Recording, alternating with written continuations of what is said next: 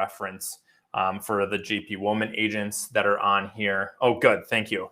Audio working. JP Woman agents that are on here. Obviously, we record and post all these in our intranet in the hub, so you can reference that at your leisure. Please be active in the chats. Thank you for those of you that are talking in there now.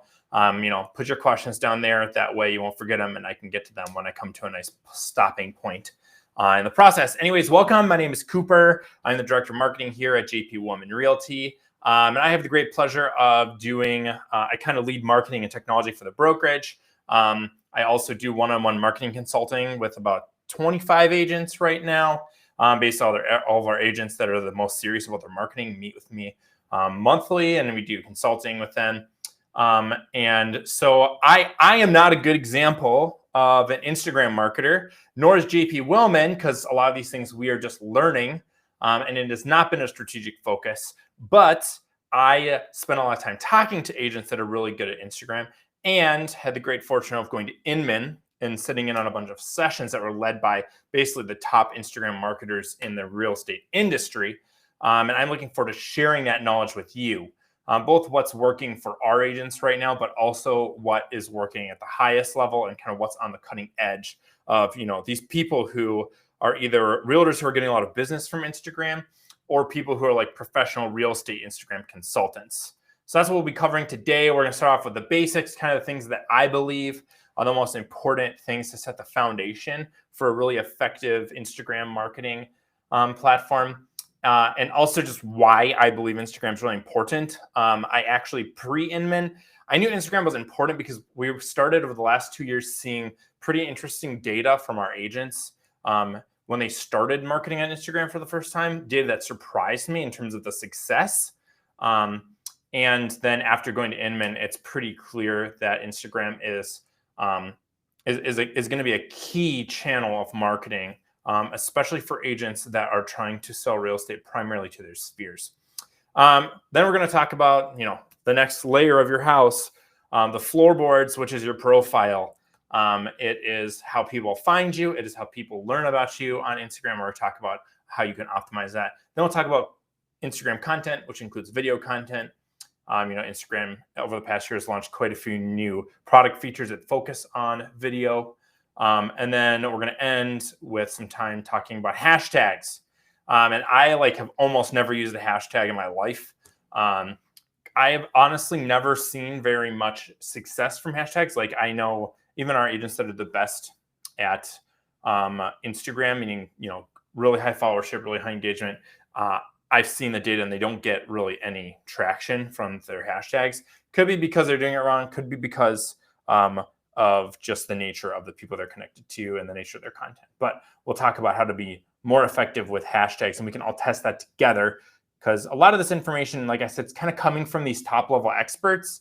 And what I find is interesting when you go to, classes like that or something in a conference, a lot of times you're hearing from people who their business strategy is real different from yours. Most of us don't have an hour a day to put in Instagram marketing. We maybe have an hour a month at most, whereas these people are spending hours a day on it.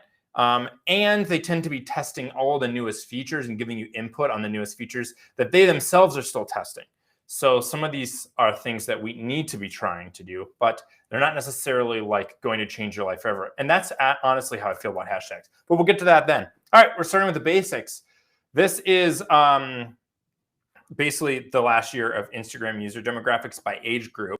And I want to just let this image sink in a little bit, because I think it's fascinating. I think we all kind of suspect these things about Instagram, that it's primarily kind of the younger demographics. But I want us to think about the 25 to 34-year-old age group, that millennial decade, and what those people mean to your business as a real estate agent. They are the people that are going to be the first-time homebuyers in the next decade. So they're actually going to be the people who you can be their realtor of choice through your relationships with them, be their trusted real estate agent. And there are new people to be added to your database, to be added to your list of clients, as opposed to everyone else in older age groups who are buying second homes and third homes, in their life, moving. Those are people that you're going to have to compete for them, right? Against all the big companies and all the other real estate agents that they know, as opposed to being able to basically acquire brand new customers that have never been anyone's client in real estate before. And that is a primary demographic on Instagram. It's the millennial market. And then talk about 20 years out. So after the next decade, the second most popular group of users on Instagram is, those Gen Xers and Gen Zers, right? The younger people are on there. So like if you're looking at the long-term view of your business, the audience of Instagram is the audience that you're going to need in the next couple of decades. So I think it's a really important channel in terms of the demographics. Now, you might look at this and say, well, I'm in one of these demographics over here, of which there are not a lot. Boomers, not super huge demographic users of Instagram. But I want to challenge you, because there are multiple agents I'm working with who, when we started out, they were very hesitant about Instagram because they thought, I'm too old, or I don't like it. I barely do social media. It makes me uncomfortable. It's all the young people on Instagram. And they started doing Instagram marketing, and it outperforms their Facebook content with less followers. So these boomers are actually going in to Instagram with a smart content strategy, a smart and simple content strategy. That's important. And it's actually outperforming their Facebook. So allow Instagram to surprise you, because I think many of you will actually be more successful on that platform than you are on Facebook. Couple of simple things about setting up your Instagram account for the first time. I'll use Angie Troxel, Angie and Ben. Ben's our broker, Angie, his wife. They're a husband-wife team. They sell a ton of real estate specifically to their sphere. They're not doing paid marketing. This is all organic through relationships and social media. You can see their 1,400 followers, 1,300 posts. That's amazing. So we're using them as an example because they're very successful at it. The first question in the survey I sent you guys was all about what type of profile you're using on Instagram. And you 100% must be using a professional profile on Instagram for your business. Now, most people that I talk to, they already have a personal profile on there that they're maybe using for their business a little bit. More often, they're just not really using it at all. I would say, unless you're really excited about getting going on Instagram for your business and also want to really get going for your personal life, just forget about your personal Instagram, because I would argue that it's probably not that important to you in the long run, because you can convert that and keep the same followers and all the same content, just convert it into a professional profile. It's super easy to do. You don't lose anything. You basically just hit a couple buttons and it goes professional profile, and then you put in more information about yourself. It unlocks better data tracking. It unlocks some other features in terms of the way the profile actually looks and shows.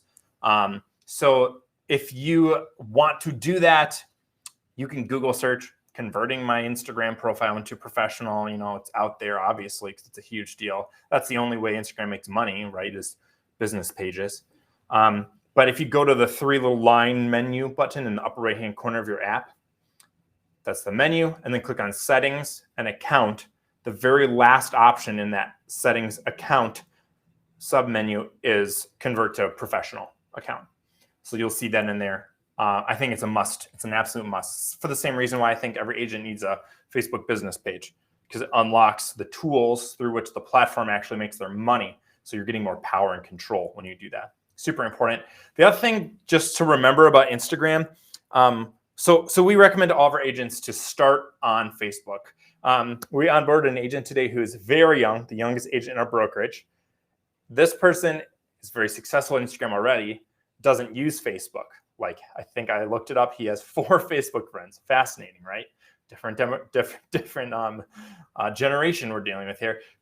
We won't do that with him, right? We're going to have him leverage Instagram first and then bleed into Facebook slowly. Most people should start on Facebook because that's where their connections are.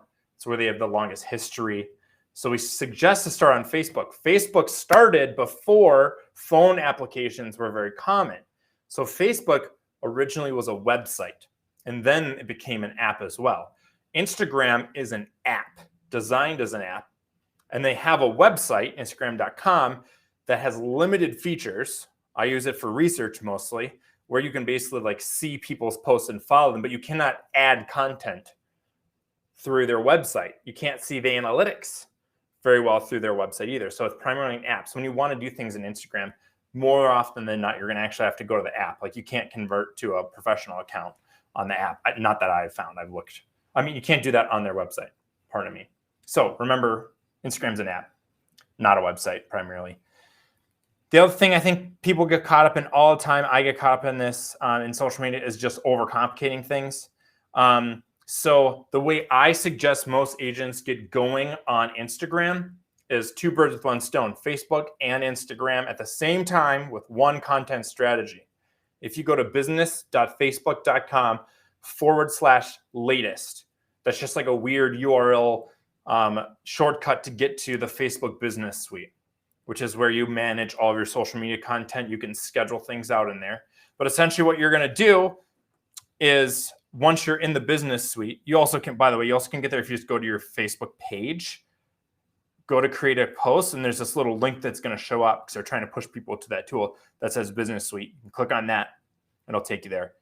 But once you go to the business suite, there's a button at the upper right that allows you to create a post.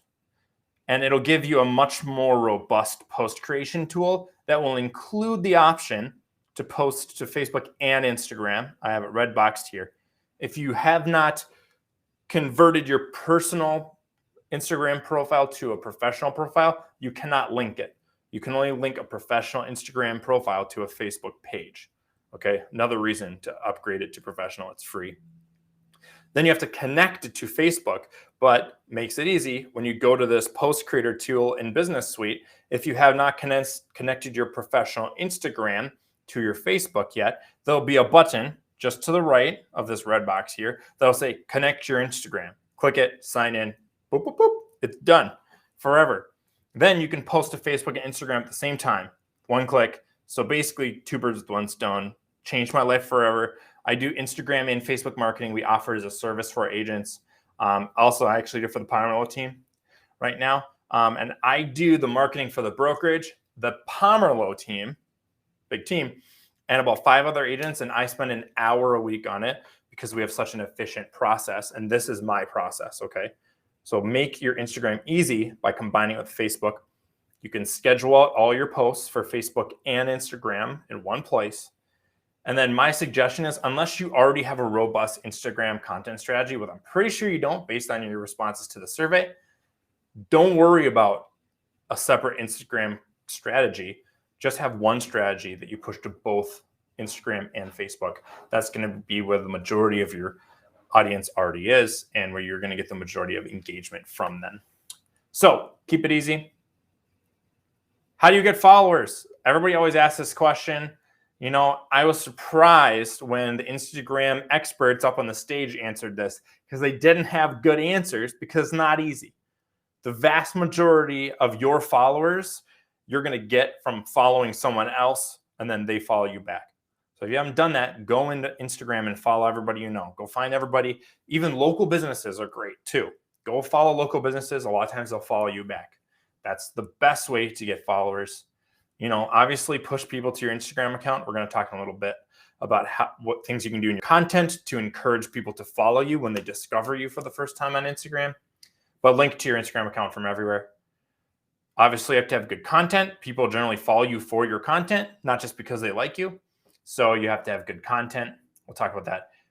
You can get some followers by using a hashtag strategy, you know, like if somebody's following a hashtag and you put some really attractive content on there, they might see it and they click to your profile and then be like, wow, this person has good content, and then follow you. How often is any average real estate agent going to actually have that happen? Almost never. So I wouldn't really recommend it. I don't think it's worth your time to put a bunch of energy into like doing hashtags to try to get followers. But the last one, incorporate your social media into your like relationship strategy with people. You go to a party, you meet someone new, you ask them forward questions: family, occupation, relationships, dreams. What's the R? I forgot the R. Dang it. Whatever. If somebody remembers what the R in Ford from Ninja Selling stands for, put it in the chat, and I will be so proud. Anyways, ask them those Ford questions to learn about their lives. Then what you do is after that party, go home or go in your car and go and connect with them on social media. Like some of their stuff, comment some of their stuff. They will follow you back. So follow up your real life engagement with digital engagement. Building relationships digitally is a huge part of the future, and it's really hard for those of us that didn't grow up with it.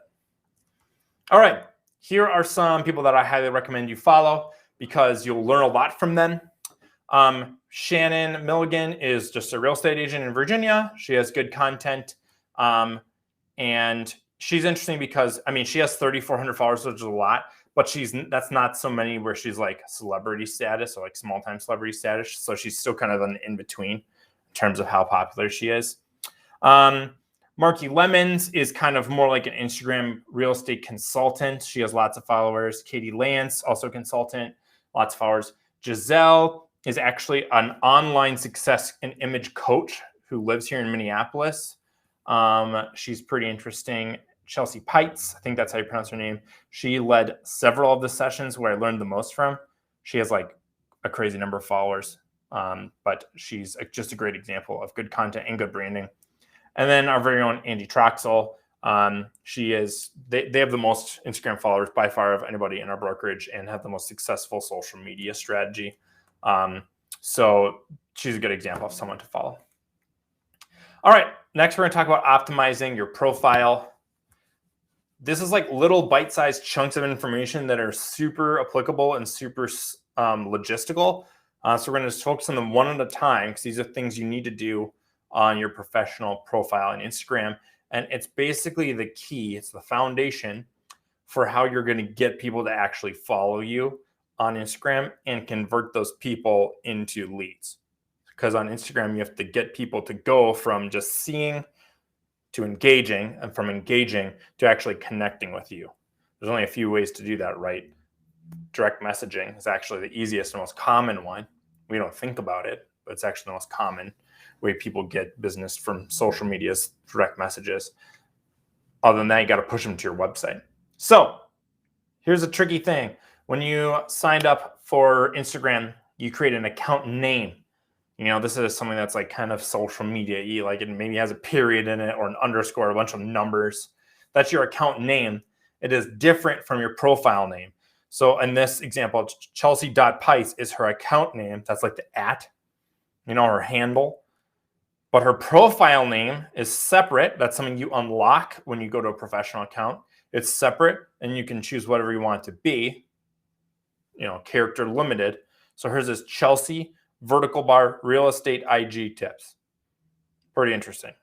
In my mind, I'm like maybe wasted some space there because her first name's already right there. I don't know if you need it a second time, but leverage your profile name. It should convey some key information about you. If your account name doesn't contain your actual proper name, put that in your profile name, right? Because people need to recognize that it's really you. You could put a regional keyword in there, like a city that you do a lot of your business in. You could say Minnesota. I personally think it's a little bit too broad. And then if you have like a business name or a business brand, you could put that in there too. I think it's interesting that she says real estate IG tips because that's actually her service. She's actually saying what she provides, which is kind of nice. All right, the next step in optimizing your profile is basically what do you do with that little chunk of text that's right below your profile name. I have it highlighted here. It's really interesting because if you go and you look at the profiles of the popular people on Instagram, not celebs, because celebrities have people following them regardless, but people who are on Instagram for business or to grow influence and get followers. So like Chelsea makes most of her money through her Instagram followers, those 38,000 people that follow her. So her Instagram account is optimized to make her money. And if you look at the people who are making money on Instagram, they all have a very similar structure to their profile. Why? Because it works. So go and look at people with lots of followers that are making money off of Instagram, not just people that are celebrities who are being followed, like thinking like the Kardashians. They don't make money well, they do make money directly from Instagram, but they're going to have people follow them no matter what, right? Chelsea here is only getting money primarily in her business because she's a consultant from this little section. So she has it optimized to up the wazoo. They always have emojis. I think emojis are super important in this content block in your profile right here. You can see she's got a little heart and a little arrow and books and stuff because they break up what normally is kind of boring looking text. What most people do is they actually basically do like 4 bullet points. So they use an emoji as a bullet point, and then they have critical information about who they are and what their business does. I kind of like what Chelsea's in here, where she's actually using them to break up the sentences and to highlight things. I think that's a creative use of emojis. Nobody really is going to look at what your emojis are. They're basically just a color splash and a little break in the text. So don't worry too much about like the meaning of them. Doesn't matter. But here's what goes into the main text. Who you are. This is an opportunity to start building your brand, your personal brand a little bit. So you could talk about your values as a human being, your values as a business, or the value that your business provides. So a lot of different types of values. I think it's important, if you're going to say like realtor or top realtor or experienced realtor, like that is something that anyone can say. So rather than just saying real estate agent or realtor, put a number on it. Brian McWhite yesterday taught a masterclass to our agents on specifically how to formulate a value proposition, the value proposition for your business. You talked a lot about how to use statistics. So you have to use like real honest statistics that are relevant to people. So it could be like the average percent above list price that you've sold houses for this year. It could be the percentage of houses that you list that sell. For a lot of agents, that's 100%. That's a good number, right? That tells people right off the bat, if I list with you, my house is going to sell. It's not a promise or guarantee, but you might have a perfect track record, which is huge.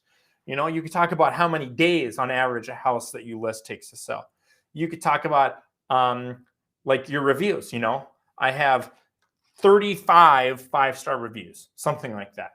What percentage of your reviews are 5-star reviews? All those things are ways to just quantify and realize a statement that really any real estate agent can make.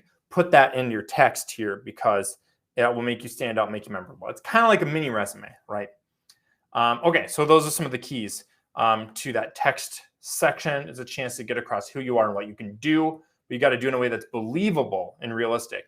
The last thing, and this is the most important part of your profile, and that is a call to action and a link. Chelsea did something here that's kind of genius. She doesn't have one call to action. She has 2. DM for free IG audit. Call to action to get you to connect with her through direct message and Instagram to get a free audit. Genius. I don't know what it is for a real estate agent, but have some DM call to action, like DM me and I'll send you the most expensive houses in your market every once a month or something like that. Like DM me to sign up for luxury house newsletter, something like that. I don't know, cool house newsletter. Like come up with some cool little thing that everybody wants because it's interesting. Put that in. There's a DM call to action. And then you need to put a link to your website.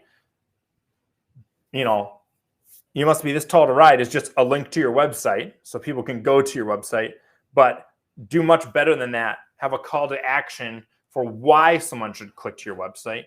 Instant home value, super obvious one everybody uses. That's better than nothing than link to your home value page, something like that. But without that, it's pretty hard to convert people from Instagram because all you got is direct messages and then them clicking through your website. Now you'll notice a lot of the pros do something. They use this thing called linkter.ee or Linktree, of course. And Linktree is basically just like a little page.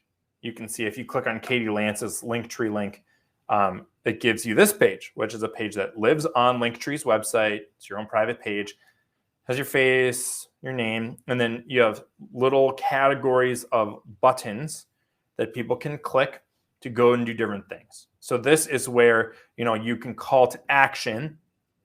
Chelsea did something here. Book, vertical bar, podcast, vertical bar, freebies. Freebies is kind of sneaky because everybody likes free stuff. And if you think Chelsea's smart or cool and can help you, you want free stuff from her. So you don't know what it is. You got to click to find it out.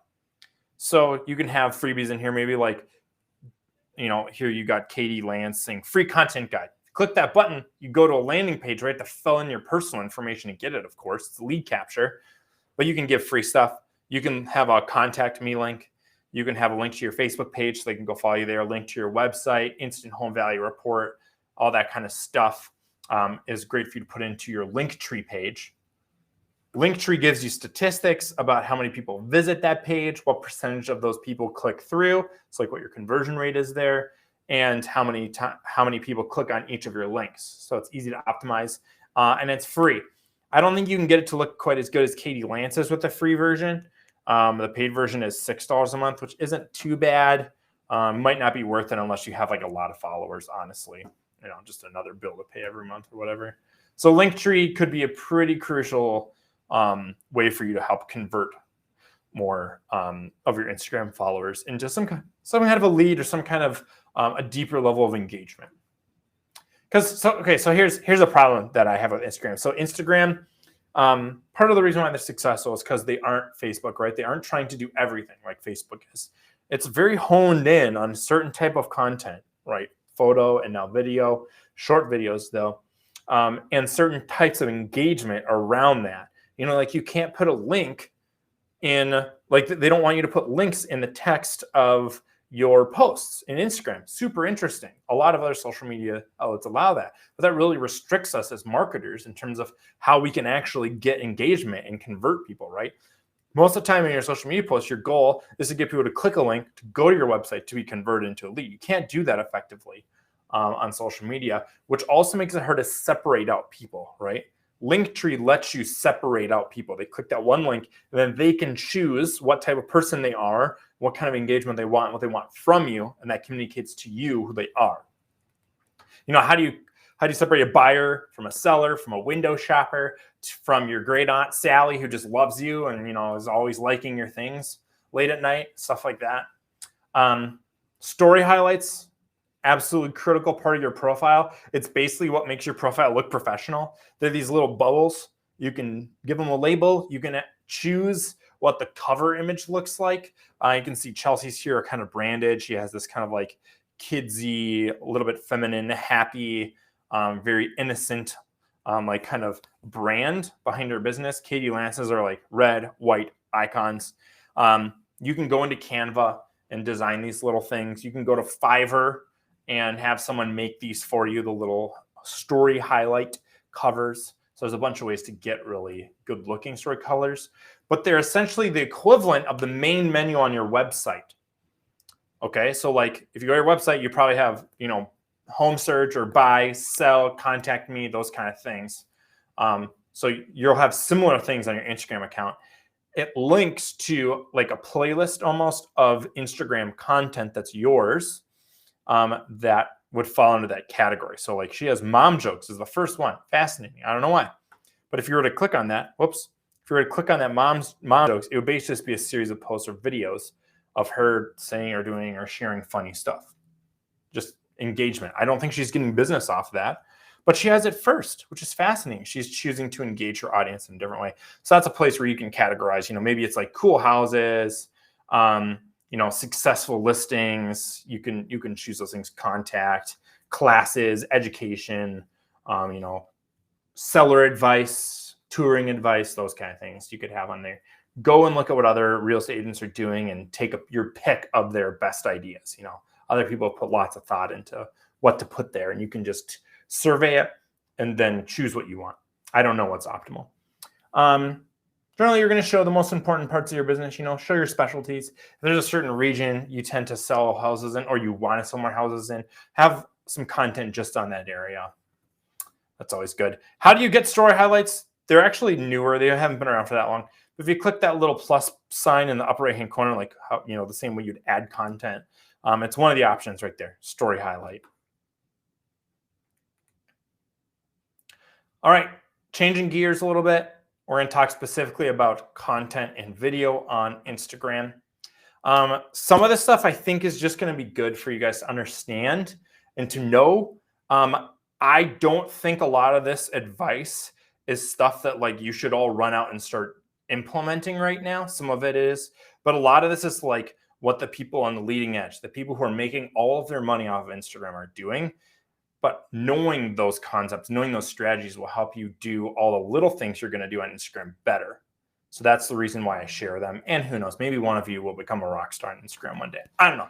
All right. So the data shows, Instagram has done research on how people engage with your profile. Someone who's not a follower, they come to your profile, and what do they do? And they found out that essentially you have 3 seconds and your last 9 posts, which show up in your grid, they call them grid posts. So your last 9 posts in 3 seconds to convert that person into following you. And typically what that means is 1, 2, 3. So just enough time for their eyes to glance over those first 9 posts. And then they're either going to hit the follow button or they're going to go back.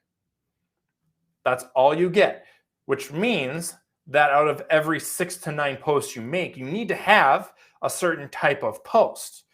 If all of your posts are the same and there's the picture of an outside of a house, and that's all 9, how many people are going to show up to your profile and be like, wow, those are some interesting, curb pictures of houses. I want more. Follow.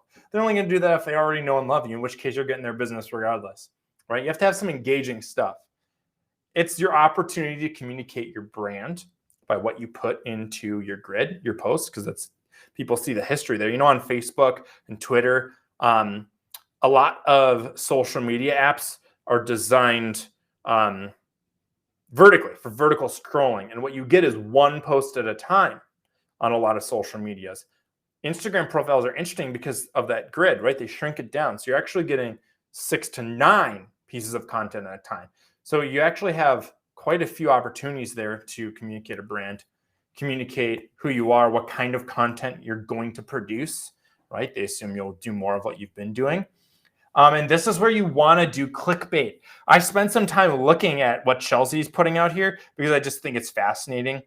She was also like the chief social media officer for one of the big mortgage companies. First Mortgage, is that thing? First Financial, something like that. All American Financial, something like that. Can't remember. And I think she's leaving that now to do her own consulting business. So she's transitioning in an interesting way. But look at her last 9 posts. It's clear what her brand is because she's got that kind of like cream with some orange and pink colors over the top of it. That's very common.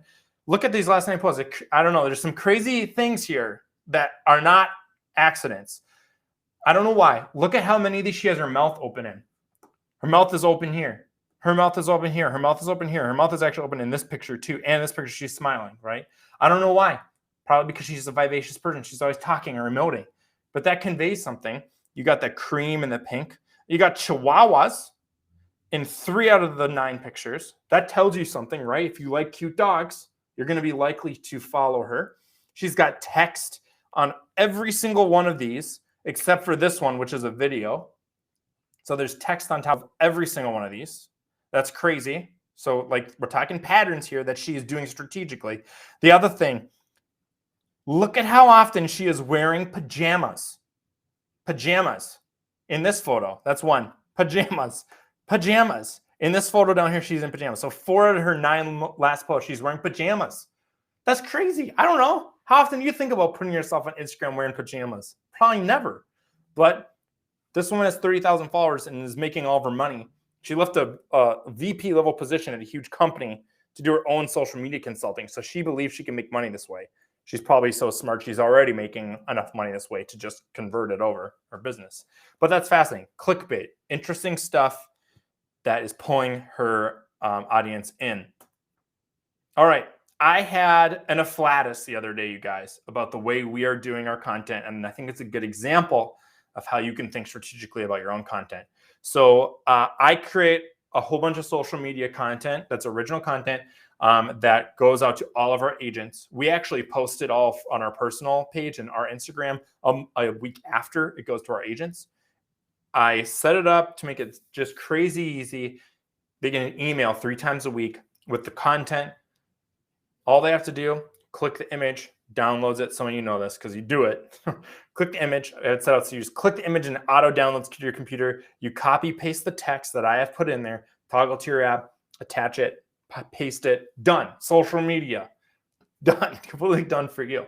That easy, just like 3 clicks on your cell phone. So anyways, these are all examples of that content. But what I realize is every Wednesday we do what's called a cool house post, because I believe that almost everybody likes looking at cool or interesting or weird houses. It's fun, it's entertaining. So what we do is I find these cool houses. I have a whole bunch of places I go and I look for cool houses, and I take a bunch of their images and there's data and come up with something like kind of cute to say about it, something engaging, and then I create these posts. So this one in the upper left is an example. It's a house for sale in Minneapolis that's like smack dab between a freeway and a frontage road. Crazy house location. And then this one right here, which happens to have shag carpet all around their indoor pool. Crazy. But this is what it looks like in our Instagram grid. It looks super unengaging. Look at our last 6 posts. Random fireplace shot, not engaging. Okay, a bunch of data that nobody cares about other than like, wow, they know their data. And then 2 pictures of apparently butt ugly houses. Nobody's going to follow our account from that. Okay, I'm learning this, right? I'm being critical. So what we're going to do in the future is I'm going to think critically about these cool house posts. So here's what I'm going to do in the future. The left-hand image is the image I chose as the cover, the first image in that post. Facebook gets better because you get the grid so they can see the other pictures that are cooler. But who's going to click on that? It's just an ugly picture of a house. The next picture is the reason why we're sharing it, because there's a bunch of pictures of this insane indoor pool that's got shag carpet everywhere. It's probably disgusting. So what I'm going to do in the future is put these bold words on it, right? Shagadelic pool party, Austin Powers reference, bright, funny stuff. People look at that image and like, what is that? I don't know. Put in a call to action right there. You know, like Chelsea had text on all of her images. We're going to put text on our images. Swipe for more. Everybody wants to click on that and look at what else is there. Everybody. So just realizing that like we've been failing in our content for Instagram audience by making it really unengaging. All right, let's talk about your ideal content mix. This is if you're going to be a top performer, you must do this. I don't think everybody should do this. I think you probably should figure out a way to do it once a month, scheduled out so you're done. You should do 1 reel per week. A reel is a longer format video. Talk about that in a second. 3 grid posts per week. So that's an image with text, 3 per week. 1 story per day. That's a goal. That's a lot, but trying to do 1 story per day. Stories are at the top of Instagram. When you do a new story, you get pushed to the front of the line. More people go to Instagram and check stories every day than go to Instagram every day and scroll through the newsfeed. So you're more likely to actually get eyeballs from those stories. That's why they suggest you do 1 a day. Goals, right? To do 1 reel, 3 posts, and 1 story with that frequency. That's kind of crazy.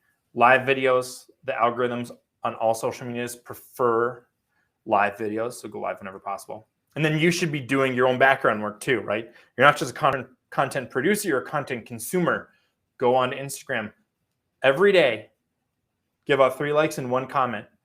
Ideally, it's not to another real estate agent that you know and like. Ideally, it's not to some social media influencer you think is cool. It's people in your sphere, right? People who will be your clients that you're engaging with this way. That's how you stay in touch with them, by putting content in front of them. And then you also are being like relationally in front of them by directly engaging through likes and comments. Ideal content mix. There you go. Content types.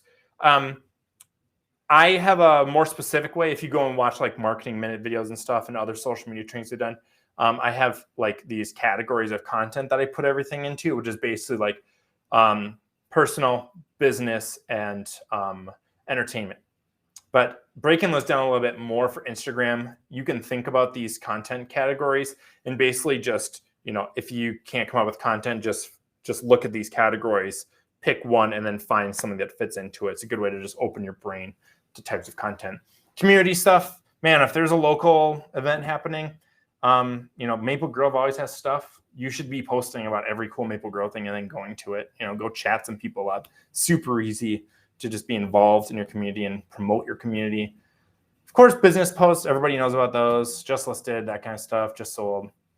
Partnerships, I have a big question mark there. Partnerships would be like, hey, I'm working with this local food shelf, and you ad tag them, or you share some of their content to your page, or maybe it's a local business that you really like and you like talk to the owner, or maybe you're doing a giveaway. Easiest way to do a partnership. I have an agent who's never paid for her newsletter giveaway once. She goes to a local business, gets in contact with whoever's in charge and says, hey, I'm a local real estate agent. I'm doing giveaways. Could I give away something from your store? And every time, she's been doing this for a year and a half, they just give her a free thing. Give her a free gift card or a free pumpkin or whatever it is. Genius. Partnerships. Question marks there because I couldn't find any examples of people who do that other than that one agent, and she doesn't post about it on Instagram. So do partnerships. Things that are beautiful, getting people to dream. That's an example of like cool houses. Funny stuff. You got education, and then you got personal. I think most agents tend to do only business and education, which, guess what, are the most boring types of content that exist. I think the most important types of content are stuff that's beautiful, gets people to dream, funny, or personal, because of the reason people go to social media. They're not like, I want to learn about real estate right now. Let me jump on Instagram. No one goes to social media for education. They go there for entertainment. They want to kill time. They want to be entertained. So be entertaining on social media. You can do that by sharing personal stuff, funny stuff, or beautiful things that help people to dream. Those are universally interesting, right? Humor and beauty are things that everyone likes and wants more of in their life. So I think that is the most important type of content. All right, let's talk quickly about how to structure a post on Instagram. Ideally, you need some text on the image or right at the beginning of the text block that grabs someone's attention. Chelsea, keep using her as an example because she's the one that actually does this stuff the most consistently. Based on, I spent a lot of time looking through all those people's social medias that I share with you. She's the only one that does it consistently, but text on the image that grabs someone's attention. So maybe it's like worst ever. And I don't know, maybe it's just like you had a bad day or you got a flat tire. I don't know what it is, but something that grabs attention and is vague. Vague is a great way to grab people's attention. Always break your text into paragraphs. You can see example here on the right of Katie Lance doing that. You've got your hashtags, which we're going to talk about in 2 seconds. Hide them. Nobody wants to see those things. Put them way down in the content and then have call to actions. Her call to action right here, is swipe to the left. That's good. Your call to action might be like drop a heart if you've had a flat tire lately or something like that. Instagram video, couple quick points here. 70% of people who watch video online watch it without the sound. It's changed my life because I don't have captions on any of my videos. Stupid. I got to figure out next week how to get captions on all of our videos that we push out. Actually, there's a whole bunch of online services that you can do it, and some video platforms like YouTube will do it automatically. But people are always putting those little things, like there'll be a video, and then they'll be dancing and they point, and then some words pop up, and they point, and some words pop up, and I'm like, stop dancing and pointing to stuff and talk about those words that are popping up on the screen, right? Talk to me like a human. I don't want to see you dance and point to words. Anybody can do that. I want to hear what you actually think about that stuff. So stop dancing and start talking. Put those words on the screen, right? Your main point should pop up. So when somebody's watching that in a public place with their sound off, which is where a lot of social media consumption happens, a place where you can't have your sound on, they know what your video is about and what's going on. 2 types of video content. Stories are those, whoops, I got a new mouse. It's too touchy. Stories are the little bubbles at the top. Reels are actually like there's a button in the middle of the bottom of Instagram now where you can access Reels. It looks like that icon on the top there. So Reels are generally longer content. Evergreen, they don't expire. They can stay around forever. They go into your grid. So that's where you want to be educational, a little bit longer content. This is where you can be like, oh, here's some tips on how to do great tours when you're a buyer. Something like that would be a good example for a reel. Stories are in the moment. They expire after 24 hours. They sit in those circles at the top of Instagram. This is a great opportunity to be more intimate, go behind the scenes, share a thought, share a moment. And you kind of have to train yourself to do stories because most of the time you can't be at the end of the day. You're about to go to bed and be like, oh man, I haven't done a story yet. Yeah, question. I've seen a lot of TikTok dancers. Are you recommending not to do this? You have to be a certain type of person. If you have to make yourself dance on social media, don't do it.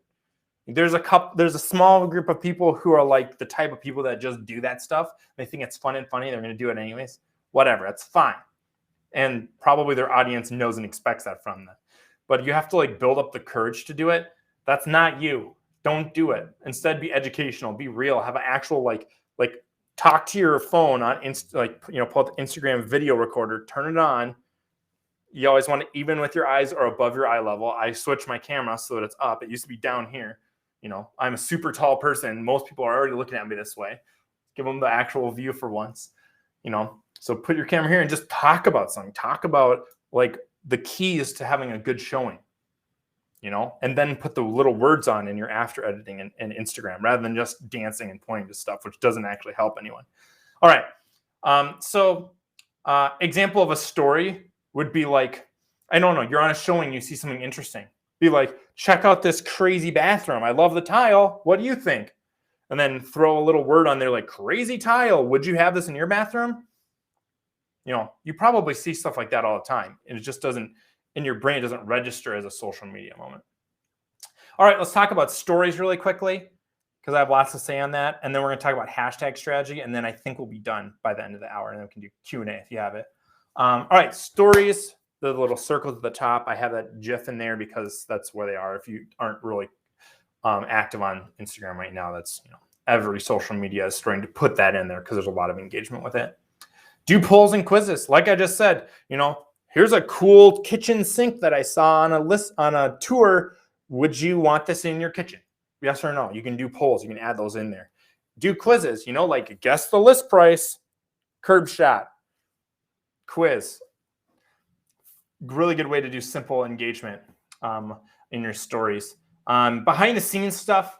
So, like, I don't know, example that I just thought of doing earlier today would be like, before you walk into a showing or the office, just be like, check out my car. This is what's in my car right now, and give them a tour of your car. And then say something about how much time you spend in your car, and then ask people to share what their cars look like. Like I bet people have interesting stuff just floating around their car. It could be funny or engaging. I don't know. Everybody has that, like, it's kind of like a weird thing where like they kind of want to see behind the scenes. They want to see what things are really like. And stories are a good place to do that. Because even if it's weird or goofy, it expires in 24 hours. There's no risk, right? You might have a thought. Brian McWhite had a cool one the other day where he was just like, had a thought about kind of connecting his practice of meditation to a scripture passage that he was meditating on. Shared it. Perfect example of a little story. Q&A, you can ask questions. You can give answers to questions. If you can't come up with content, just follow all those people I told you to follow, watch their stories and recreate them. You know what I mean? You know what they say, good artists create and great artists steal. I live by that. All right, hashtag strategy, real quick. This is pretty practical. Your hashtags, relevant and unique to each post. That seems like boilerplate advice. I can't tell you how many posts, you click read more or whatever, it opens up. You go down to the hashtags, and they're always the same.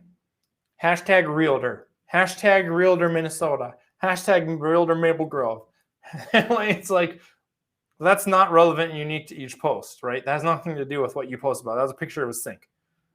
So like, come up with hashtags that have to do with your actual content. 5 to 11 hashtags. Less than that, might as well not do more than that. Spammy. Think about the hashtags you're using. Don't hashtag stuff that is random and obscure. Like, don't just make up a hashtag. You can search it in your search and see how often people are posting to it and how many people actually follow it. And you want that sweet spot, right, between not super broad and not too specific, right? Too specific could be like nobody follows it. Like real estate marketing tips, that's an interesting one. I use that on a lot of my videos and stuff. But like, that's a lot of words, but there are people that are following that. There's not that many people doing hashtag real estate marketing tips. It goes super long. All right, put your hashtags in the caption of your post, not in the comments. Instagram themselves said it on a webinar a couple months ago. Put your hashtags in the actual content of the post. Don't put them in the comments. It also is just obnoxious when you see a post and the first comment is them with like a bunch of just garbage that they peeped on there. to try to get more people to see their content. All right, last thing I want to leave you with, the 10-10-10 rule. I had no idea this existed because I don't pay attention to this stuff, but it's an easy way to think about your hashtags. It's weird because in the same training, they said 5 to 11 hashtags. And then later they said the 10-10-10 rule, which equals 30 hashtags. So I would do like the, 4-4-4 or 3-3-3 rule, something like that. So basically a third of your hashtag should be really niche stuff. So like examples of niche stuff would be like Windermere Abode. That is the name of that brokerage. Not a lot of people are going to follow that, right? That's pretty specific. Moms if Insta. That's, I don't know what that means. Moms if Insta. That's pretty niche. So niche stuff, that could be like like luxury realtors Maple Grove. I don't know, maybe nobody follows that. Probably nobody does. But the longer stuff, the more specific stuff. 1/3 that. 1/3 can be regional, so that's like not really popular, but not super specific either. So like Maple Grove luxury, maybe. I have not tested these, but that would be an example of one where it's like something that's really broad and then you put a region on it. So maybe like Minneapolis modern homes, something like that. Modern architecture, Minneapolis modern architecture. That could probably be one. And then a third of your hashtags, can go for that big stuff. So like, should you do hashtag realtor? No, because you're not trying to target realtors. Should you hashtag real estate? No, because you're not going to get business from like the general world looking at real estate posts. It could be like Minnesota real estate, something at a high level, but that's actually like would contain possible clients for you. That would be my example of like popular, broad, big time hashtags. Struggling with the strategy for hashtags, go and follow a bunch of Minnesota real estate agents and just steal it from them, see what they're doing, literally use the same hashtags. Somebody out there, I don't think I've found a Minnesota real estate agent yet who's doing what I believe is a hashtag strategy that makes sense. But if you survey enough people, you'll get some good ideas. Angie Troxel does a pretty good job of hers. She and I are going to start working on some of that stuff now that I know a little bit more strategy behind it, but steal the strategies. All right, that's what I had for you guys today. I hope that there was some, I try to be really tangible. It's really easy to go to webinars and classes and stuff, and like everything's either theory that doesn't help you, or it's too specific to be applicable. Hopefully there's a lot of stuff that you can like do today. Like go and convert your personal profile to a professional profile. Go to business.facebook.com/latest. Link your Facebook and your Instagram accounts so you can post to both places at once. Optimize your Instagram profile for conversion with a call to action and key values. And then start pushing some content to Instagram. Push it to Facebook at the same time too. If you aren't doing Facebook yet, if you don't have a Facebook page set up, and you're anyone who's older than 25, like go to Facebook first. You probably have a much bigger audience there. Because once you have that down, all you have to do is create Instagram and link it, and you're done, right? Once you get all your followers on Facebook, you can invite them to follow you on Instagram, right? So those audiences are easily transferable because Facebook owns Instagram, so you can link to it and stuff like that. So start on Facebook first if you haven't, and then start messing around with Instagram. All right. Thank you so much for your time. I appreciate it.